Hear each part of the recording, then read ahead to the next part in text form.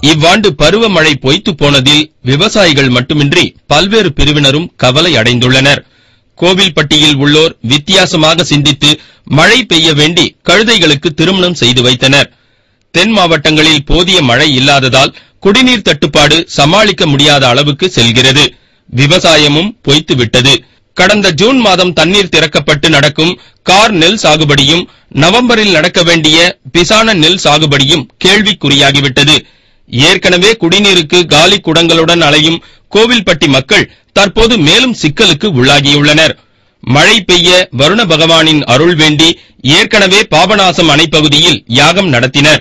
சில கிராமங்களில் கொடும்பாவி எனப்படும் உருவ பொம்மையை தெரு தெருவாக கட்டி இழுத்து பின்னர் அடித்து எரித்தனர்.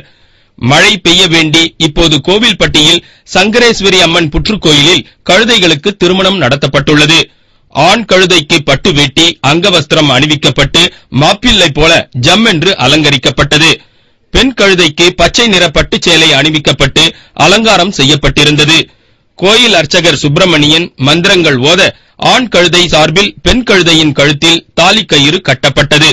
அப்போது கூடியிருந்த பெண்கள் குலவை எழுப்பி ஆரத்தி எடுத்தனர்.